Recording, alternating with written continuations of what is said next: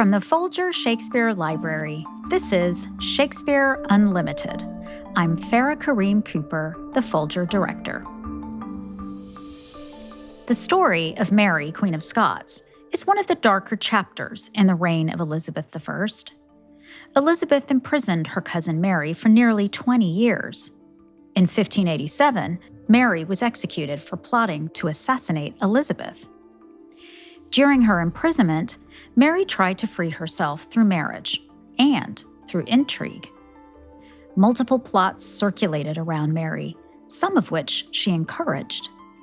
She did all this by writing letters, and naturally, Elizabeth's spies were reading Mary's correspondence. So Mary devised elaborate codes to shield the contents of her letters.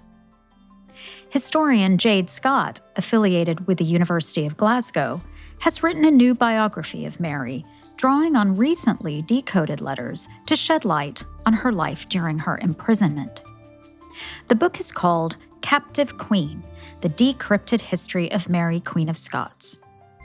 Here's Jade Scott in conversation with Barbara Bogave. Jade Scott, it's such a pleasure to talk with you. Thank you so much for having me. I'm really pleased to be here.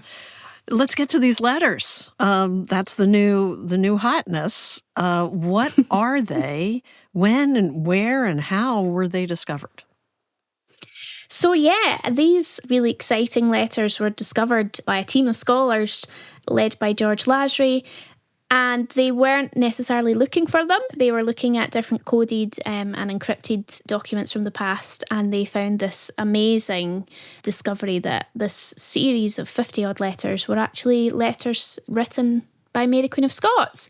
And having such a large number of letters kind of come into the limelight was just incredibly thrilling, because we know about, thousands of letters to and from Mary, Queen of Scots that have survived all over the world. But normally when a letter to Mary or from Mary comes onto the kind of open market, I suppose you could call it, is that they'll come up in maybe single letters or small groups of letters, and they'll come up for auction. So the fact that there were so many that were then attributed to Mary was just incredibly exciting for, historians of the period, but especially those of us who work on letters. Right. Having a cache like this must just be Christmas in July. I can't even imagine. But what did these letters fall out of a book, or were they found under an urn in an attic? Where'd they?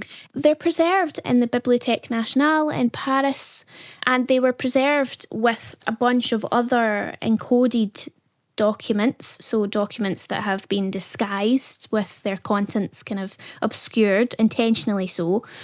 And because, of course, coded letters were not signed by the person who was sending them, no one really realised that they were letters pertaining to Mary, Queen of Scots. And so it wasn't until the team led by Lasry and his colleagues managed to kind of decrypt the code using computer technologies. They developed this program that was able to kind of decode this cache of letters. I can hear the excitement in your voice, and I'm thinking, okay, this is why they weren't deciphered, because they didn't know they were who they belonged to, who they were written by, and of course they were unsigned, because if she had signed her coded letters, besides being stupid, that would be a straight journey to the executioner's block.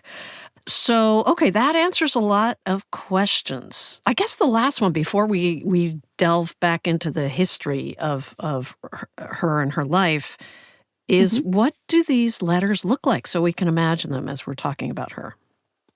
There are kind of hundreds of letters that Mary wrote or had produced for her by her secretaries that were put into code, and the code would change all the time because Mary knew that her letters were being watched. She knew that they were being intercepted and read.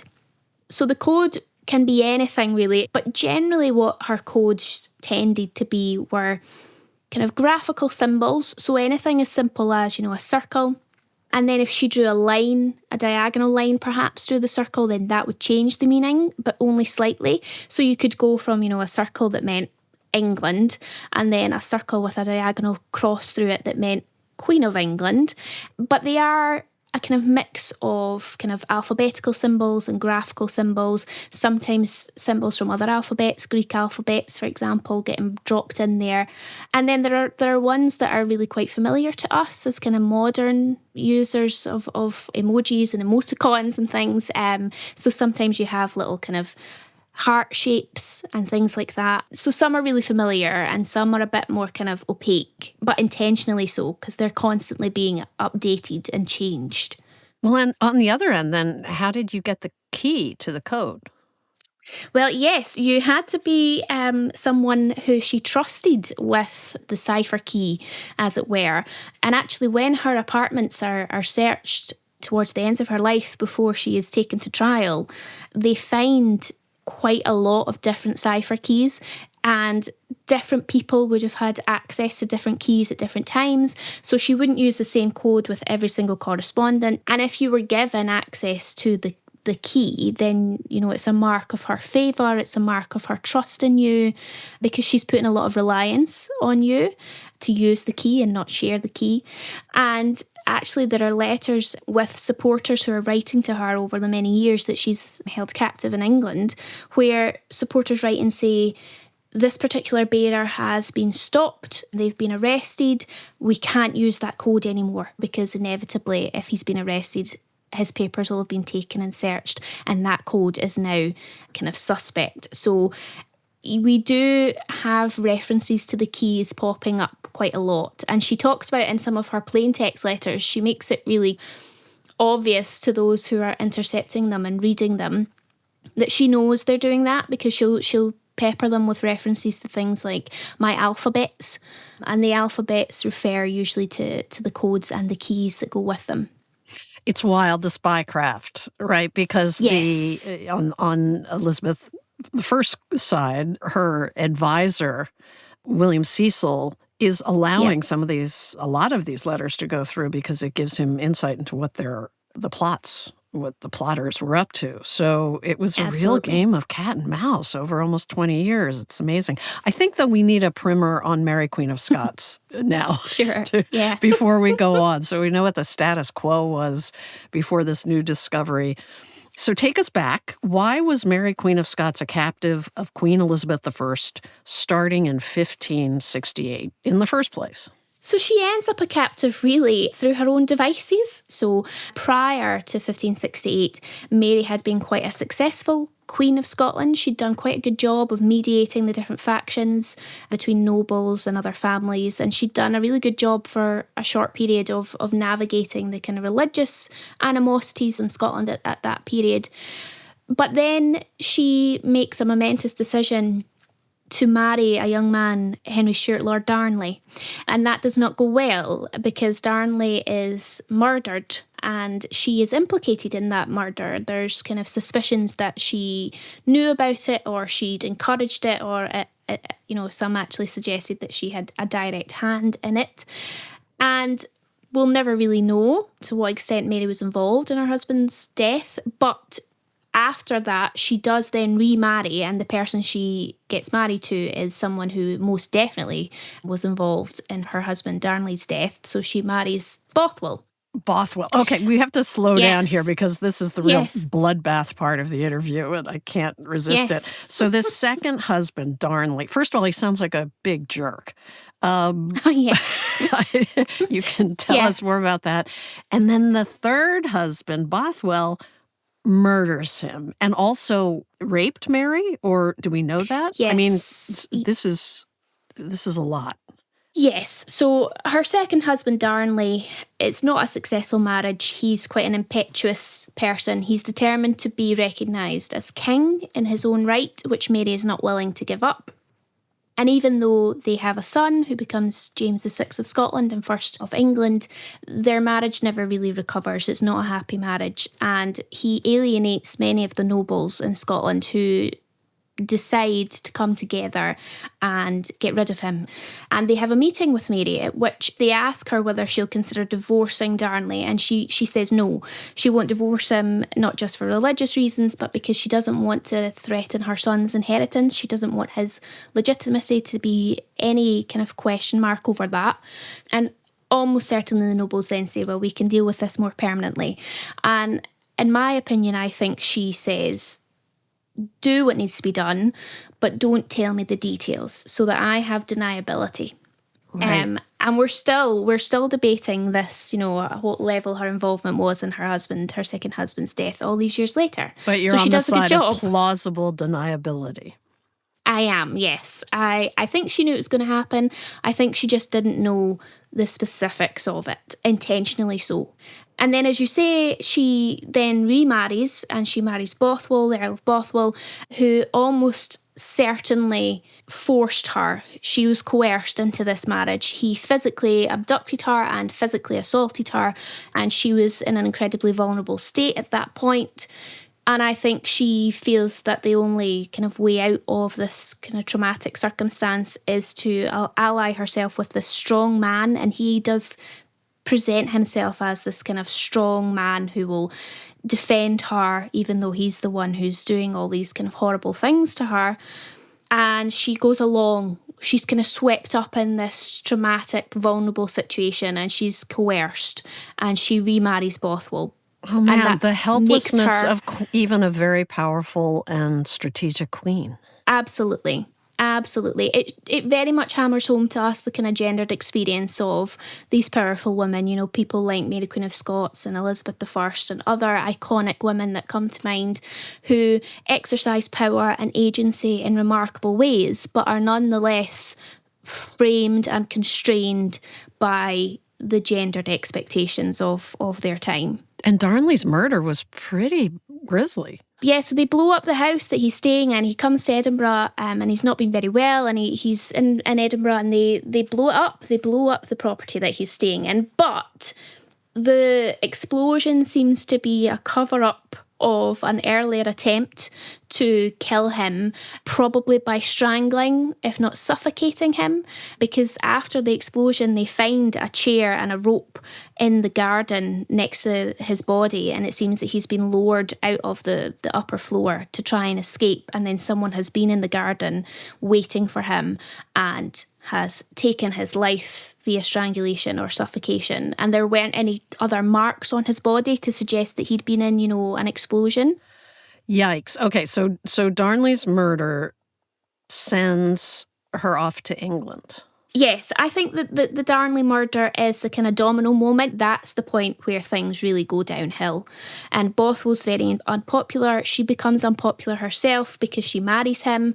And although Bothwell and Mary try to defend themselves, they are kind of challenged to battle by nobles who wish to remove Bothwell and secure the Queen, and Mary is then taken captive, and she's held captive in Scotland for almost a year. And then in May 1568, she escapes that Scottish prison, and that's when she makes the momentous decision to travel into England. And her nobles who are with her, her supporters who stay with her at that moment, they say to her, don't do this. This is a mistake. Going to England will be a mistake. They'll keep you a prisoner. It's happened to other Scots royals in the past. Do not do this. And she's really torn between, do I stay in Scotland and try and muster this support and keep the support going? Should I go to France or should I go to England? And I think she chooses England because the other two options are potentially worse. If she goes to France, she will not really be welcomed there. Catherine de Medici, her former mother-in-law, is not keen on having her back. If she stays in Scotland, yes, she has supporters there, but she is essentially a fugitive, and she would have to go into kind of hiding until she felt secure enough to come out.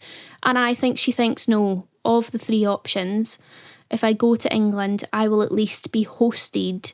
And I don't necessarily think she believes that she will be held a prisoner for the next 20 years. And she counts on her. She's a cousin of Elizabeth I. Yes, she so does. She counts on that. And why does Elizabeth take her in? I mean, was it the idea you got to keep your friends close but your enemies closer? Because she does have a claim to the English throne. Yes, so Mary does have a claim to the English throne through her grandparents.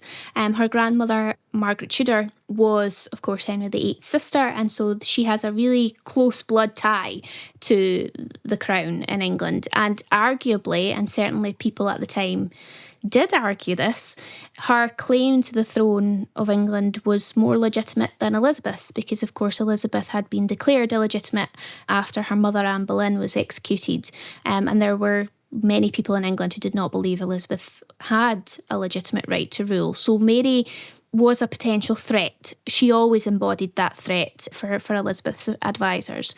And so when Mary comes to Scotland in 1568, initially everyone's kind of flummoxed. They kind of don't quite know how to deal with it. And she's hosted as a guest for a short period of time. And then she's quickly moved to more secure premises while people debate what the best course of action is. And William Cecil actually writes this incredible note to himself amongst his incredible papers. He writes this note saying what to do with Mary.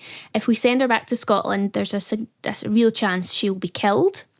Which you might think, well, yeah, okay, let them deal with their own problems. But he was very conscious that if he sent her back to Scotland and she was killed, Scotland would probably descend into a chaotic civil war, which is not what the English want on their borders.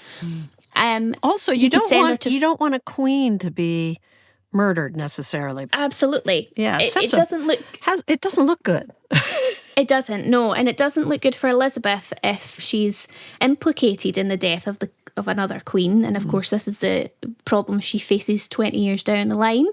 The other option is they could send her to France, but they fear that if they send her to France, then she'll muster support there and she might be able to come back to Scotland with a French force. And again, England does not want French forces on their border, so that's risky as well.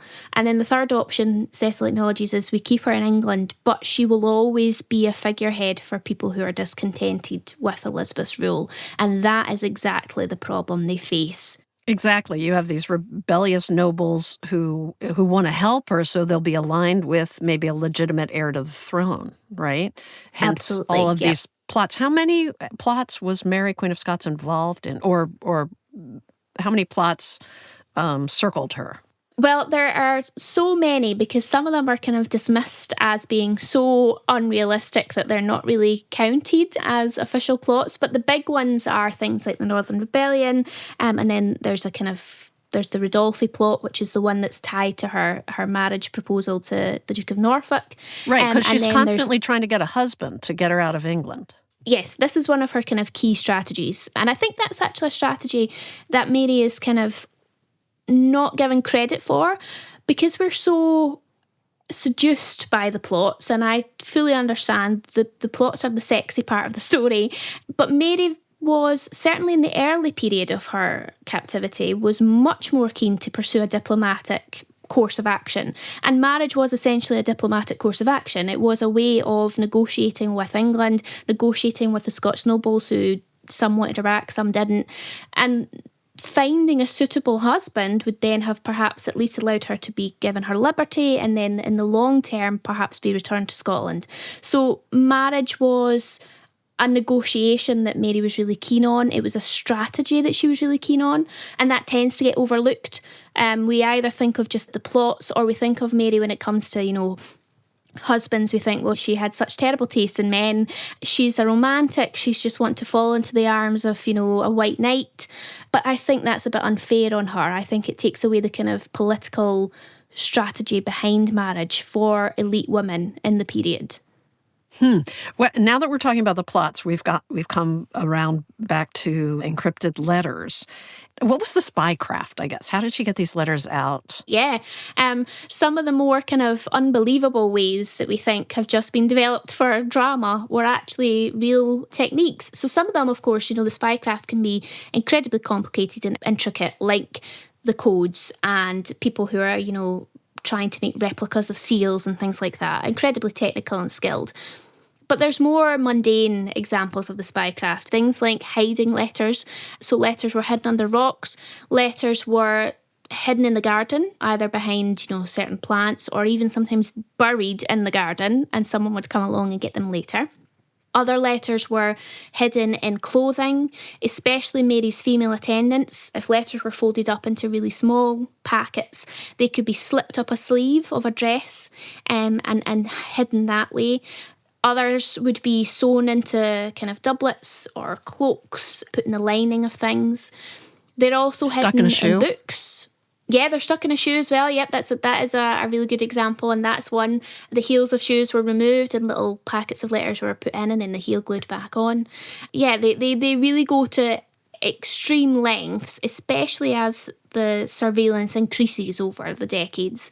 And as she becomes more kind of, I would say, recklessly involved in plots, then she starts to really kind of ramp up the methods that she's using. And one of the ones that they use towards the end of her life with the final plot, the Babington plot, is they hide letters in beer barrels. Right. And William Cecil, Elizabeth's advisor, was all over this and had spies everywhere. Yep, him and Sir Francis Walsingham were monitoring this from the beginning, and they have surveillance on her all the time.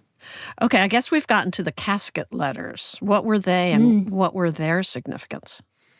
So the casket letters are actually letters that were produced early in Mary's incarceration in England. 1568, there's a series of commissions in which they try to establish Mary's guilt or innocence in the murder of her second husband, Lord Darnley. And these letters are produced by her half-brother, the Earl of Murray, who has become regent in her absence. And he has an agenda, of course, to kind of keep Mary in England and not bring her back to be queen. And these letters have become infamous, I suppose, as these letters of romance and passion, and suggest this affair between Mary and what has been proposed to be Bothwell. And they then make it seem that, well, of course she must have murdered her husband because, look, she was having this passionate affair with Bothwell before he died, and it's all actually this, romantic story. But most would accept that the casket letters were forged letters. And with Mary, forged letters are incredibly important because, and I'm sure we'll come back to this, Barbara, the ones that are used at her trial, she argues they're forged. But the casket letters are an amalgamation of excerpts from genuine letters that are then edited. So people have kind of meshed different letters together. So where she might have written to Bothwell a very bland, everyday, can you please come and attend me type letter, they've switched them in with little excerpts from letters to him from genuine women who he was having romantic affairs with. Wow. So it's like the Elizabethan equivalent of AI fakes. Yes, absolutely. Yeah. Yep. See, it's been a problem for longer than we thought. Well, she did survive these failed plots, but it really took a toll. Yes. What was her daily life like? And it seemed like she suffered from just terrible maladies. I don't know, it was the age or maybe all the stress. Yes, definitely. She suffered with a lot of health problems, physical and then kind of mental and emotional health problems that undoubtedly arose in part from her incarceration, but in part from her physical deterioration as well. When she's younger, she almost dies in Jedburgh in 1566 with what has been kind of retrospectively diagnosed as a burst ulcer. Other people have suggested she might have had porphyria because she has these recurrent bouts of similar illnesses. She almost certainly had malaria. She develops these kind of recurring fevers when she's in prison in England. In a castle, by the way. But a really awful, dingy castle that she hated for most of her captivity. Yes, absolutely, yes. When she's in Tutbury, which is the castle, as you say, that she detested, she absolutely loathed, it wasn't particularly well constructed. It had been left to kind of wreck and ruin for a while. There were drafts, there were holes in the roof, there were really terrible smelling privies. It was not particularly hygienic. It was not the best place to be held. It was horrific for her. She hated it.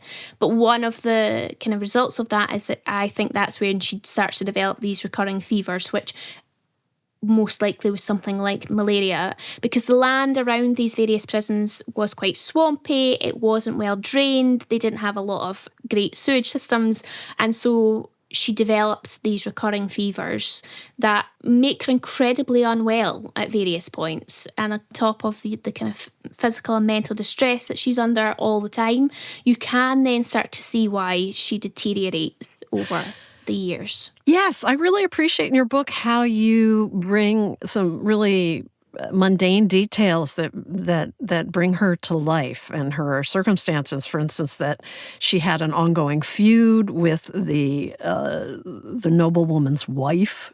Yep. They were her jailers, and they weren't getting enough money to support her in a queenly fashion from Elizabeth. So they really hated how expensive this was, what a burden this was to house her. Yes, absolutely. And it was an expense because, this is the thing as well that's quite a paradox with Mary, is that she is being held a prisoner, but she refuses to diminish her formal royal estate. So she argues that she shouldn't have to pay for her own imprisonment, that if they want to keep her in these places, then that's up to them, but they'll be paying for it. And as you say, her jailers are constantly trying to get the funds from Elizabeth, and they're very rarely forthcoming. So they're paying for her care out of their own pocket. And she likes to be kept in as much comfort as she can. But also, I think she takes comfort from the fact that she's in these horrific palaces that she doesn't want to be in. She's desperate to get away from. One of the things she can have control over is how she furnishes her rooms, how she dresses herself, how she feeds herself. Those are the things that she has kind of daily agency over, and those become incredibly important to her. So I think the everyday life of her captivity is actually really important to try and recover. Yeah, she's trying to preserve her identity as her self-esteem as a queen, as a God-anointed queen.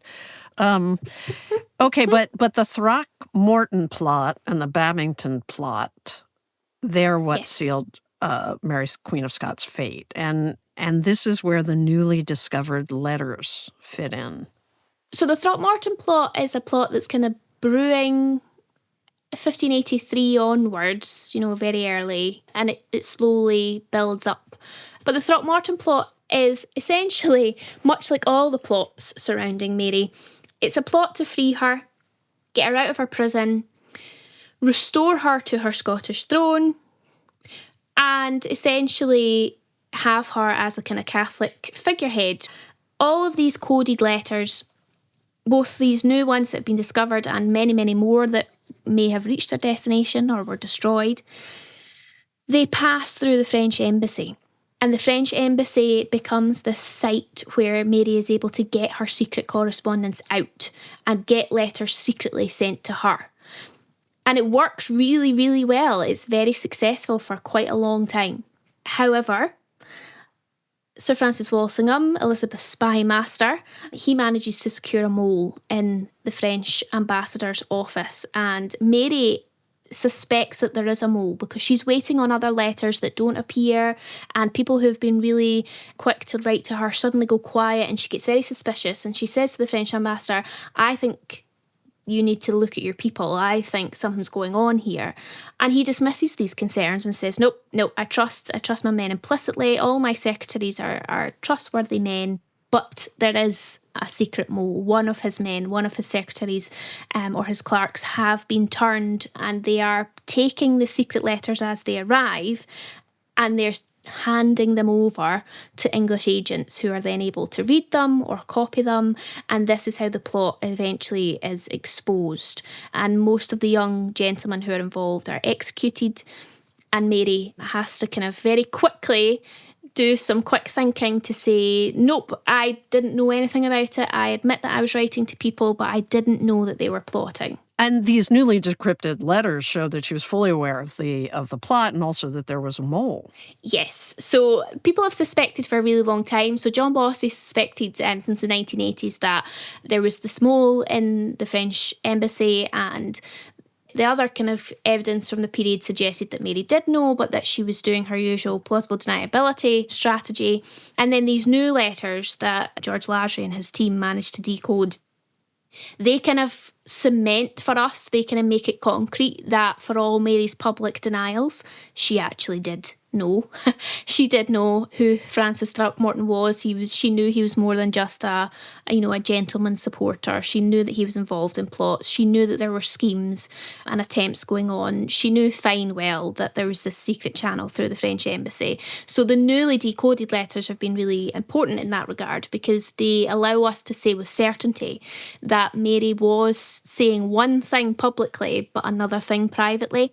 And that is really important, because when we come to the final plot, the Babington plot, which happens a few years later, 1585 into 1586, she tries to do the same thing. She tries to say, nope, I didn't know anything about it. I have written to these people, but in a kind of naive fashion where I wasn't aware of what they were doing.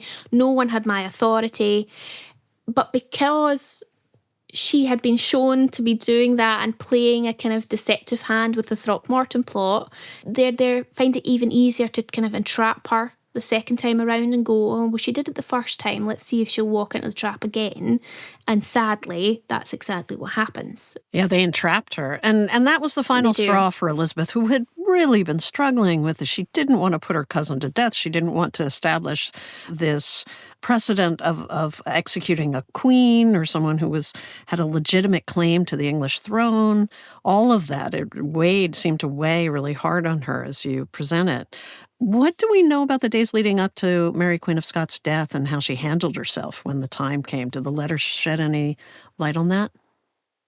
So there are letters that are not part of the kind of newly decoded cache, but there are letters that she writes in the days leading up to her execution that are incredibly moving and revealing. But also, I think the reason that they are kind of so emotive is because there's something very human about them. She's aware that she's going to be put to death, but she's had a really long time actually to kind of ruminate on this. Obviously, she's been held prisoner for all these years, but also when the verdict of guilty is issued against her at her trial in 1586, it's not specifically said when she's going to be executed. So she has quite a few weeks leading into months where this kind of limbo period of, is it going to happen? Is it not going to happen? And as you say, this is when Elizabeth is going back and forward in her own mind as to, should I do it? Should I not? Can I do it? Can I not do it?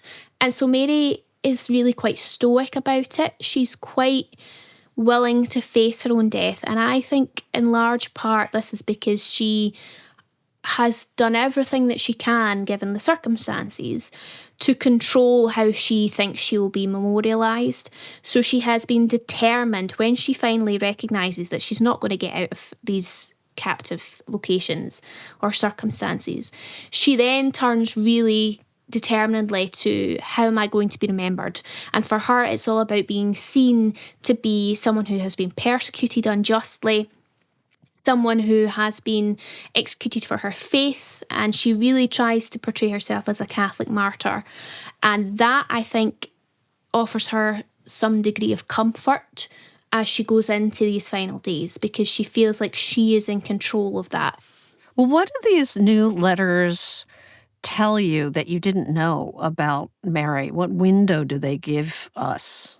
What's the significance of them? And I suppose maybe pop culture impression of Mary is just not important, but it seems as if she's gone down in history as this fiery, beautiful redhead who was impetuous and grasping and treacherous, and she seems really smart and strategic. 100%. And I'm really pleased that you say that, because that's something that I think is really important to remember with Mary. I think it's really easy to dismiss her in many ways, to dismiss her and, make assumptions about her. And I would argue that we don't need the new letters to tell us how amazingly sophisticated and strategic she was, but they just kind of give us an opportunity to really remind people of that.